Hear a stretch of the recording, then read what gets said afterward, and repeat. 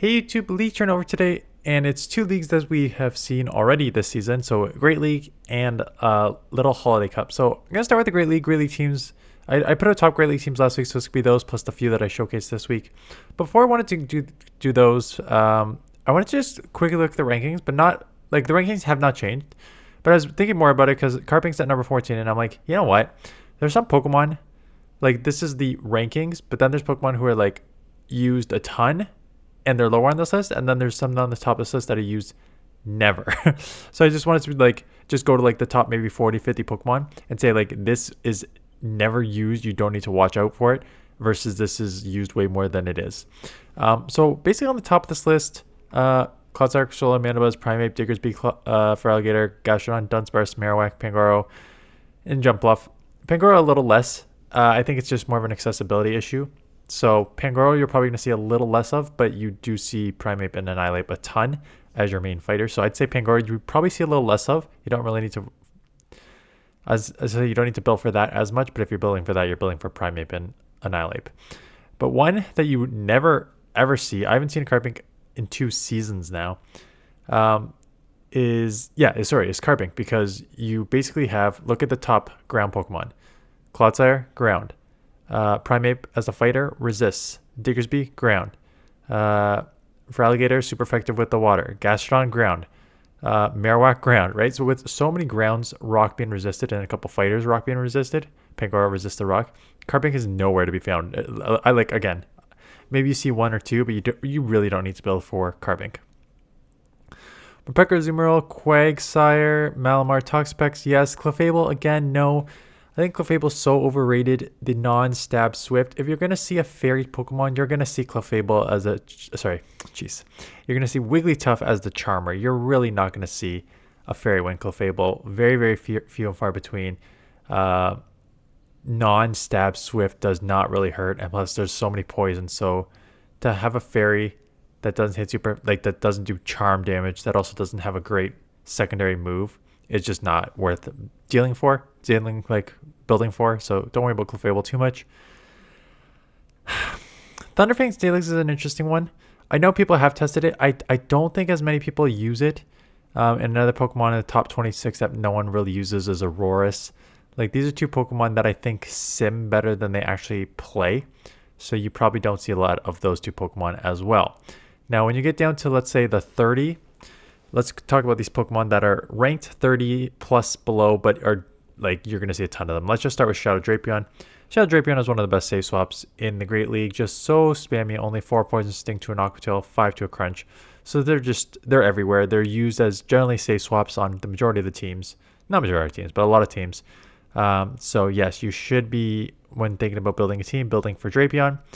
And as we get to 39 and 40 here, Annihilate at 39. Again, there's 2 fighters in this meta you should worry about. Primeape and Annihilate with Rage Fist.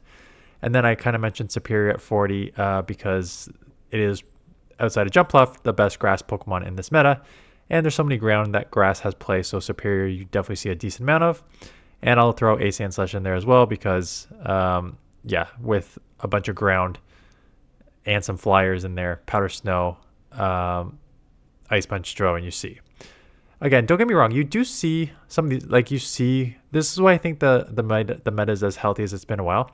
You see Drifblim, you see Grujas, you see Wigglytuff, you see Dugong. But sort of like, I see those, but not as much as I see sort of these 39, 40, 43 Pokemon here. And I think that's basically it. Like, you see Talonflame. What else? I'm just saying if there's something that like really stands out, like, oh yeah, I see this thing a lot. But right now, no, there really isn't anything on this list that stands out as you see this a lot. Like, you see some of these Pokemon, you see Ariados, but you're not seeing really anything out here in the top 100 that just is on a lot of teams. So keep that in mind when we look at 7 teams here about what is used and not used. So Dunsparce, Marowak, Toxapex, this was in the 22-2300 range, but it is from a 3,500 ELO subscriber who's hit number 2 in the global leaderboard. And this is one of the teams that they grind with. So Dunsparce, Marowak, Toxapex. Basically, Dunsparce is weak to fighting. Toxapex is your answer to fighting. Shadow Marowak Kanto is a great save swap because the Mud Slap Bone Club in any sort of neutral matchup is fantastic. Yes, grass is going to kill you. Flyers are a bit tough. You do have Rock Slide. Anything where Slap is resisted is tough, but anything where it's neutral, you can definitely flip switch into shield scenarios a lot of the time. And someone in the comment section in this video specifically mentioned you should do a video of when, and I will do it maybe one of the slow weeks coming up, of when do you need a shadow Pokemon versus not. And Kanto Marowak is one of those where you need the shadow Pokemon because you truly do rely on that shadow damage from the Mud Slap and the Bone Club to really add up and flip switch in the 2-shield, which you would not get with a non-shadow Pokemon. So this is one Pokemon that I would suggest if you're going to run this team that you do use the shadow Pokemon. This is my team that I put out, and it is Team Meta Spam, essentially, I called it. Primeape, Feraligatr, and Sandslash. So a pretty glassy team, but it had two things going for it. One, they're all super meta Pokemon and have a lot of play in the meta. But two, they also all have extremely, extremely quick charge moves, right? 10 to Primeape, 10 to a close combat, 8 to a Rage Fist, 10 to a Hydro on Feraligatr, and 10 to an Ice Punch, and 12 to a Drill Run on Sandslash. And these are the type of Pokemon that I love because you really can do a lot of damage with these moves. Like close combat can one-shot, Hydro Cannon can not one-shot, and depends on Pokemon, but like mostly 2. But when you get to them so fast, you really put shield pressure on your opponents. So someone's like, how do you deal with a Talonflame on the lead? You probably just stay in with Primeape and play it out. Like it's not like there's definitely going to be some problems. Talonflame is the biggest problem, but otherwise it is a pretty safe team. You know, you see a Flyer, you see a Fairy, your safe swap is Feraligatr, Sandslash in the back, try and flip switch there if you can. This is another one I was going to say my teams, but it is a 6'10 Heroes team. If you've watched the Play Pokemon Championship, he's a member of my factions team from Hamilton, who is going to be making Worlds because he's like ranked 16 in North America right now in terms of points. And this is his team, Drapion, Corsola, Azumarill, which he said he absolutely dominated with. So I used Drapion lead. It's probably more of a safe swap. You can use it either, quite honestly, but you don't really have a safe swap otherwise on this team. Azumarill, Corsola can just get... Corsola's good. If you go watch the video, it's a Beyond the Hype video. I do think it is a top-ranked Pokemon.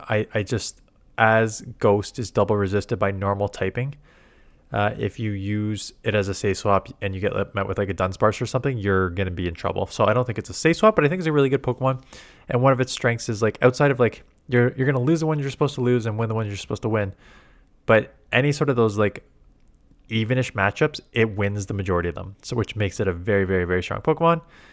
And we don't need to talk about Azumarill because Azumarill has been a top-ranked meta Pokemon since Season 1. For those of you who do not know, like if you're just sort of newer to the game, Azumarill was the #1 ranked Pokemon in the Great League for, I think, 8 seasons, maybe 9. And then Registeel came in with Zap Cannon that lowered your attack, so that guaranteed the lowering the attack, so that became first. And then they nerfed Bubble, and even with the Bubble nerf and Reggie, that moved down to like 8, 12 maybe. And then they rebuffed Bubble in like a couple seasons ago. So it is back again as like a top super meta Pokemon. I don't think Azumarill has been below like rank like 16 since season 1 of GBL, right? And Swampert was very similar until they nerfed Mudshot a couple seasons ago. Anyways, I always go over the history of this stuff just because I'm so fascinated. Not fascinated, but I just find it interesting, like what Pokemon were meta versus not meta and where they are now versus not now. So speaking about somewhat meta somewhat unique team, Arctibax, Golisopod, and Marowak. So I think this, I forget who this was. Was it me? No, it was someone else. Was trying to think a little outside the board. Marowak, again, we kind of went over the strengths of Marowak. Arctibax, this is with Ice Fang. Ice Fang was buffed this season and has a ton of play against the top meta because there are a lot of ground and a lot of flying. And Golisopod is a safe swap. The question is, why would you use Golisopod over Feraligatr? In general, you wouldn't. Could you just pick up like more weaknesses? You just pick up, instead of just being water. I mean, you neutralize you neutralize grass, but you still have like the electric weakness, and then you pick up a rock weakness and stuff like that. So I don't know if it's any better, but it's one of those where you also pick up a fighting resistance. So Golisopod will resist fighting type moves as well. So that is a positive to it. If you want to use it as something sort of unique-ish as a say swap, it can work. Wiggly, Driftblim, and Gastrodon. And Wiggly, there are obviously, I'm not going to say there's no poisons in this because that would be a lie. But despite there being some poisons in this meta, there's not a lot of steals, right? You really only have the main steal running around is Sandslash.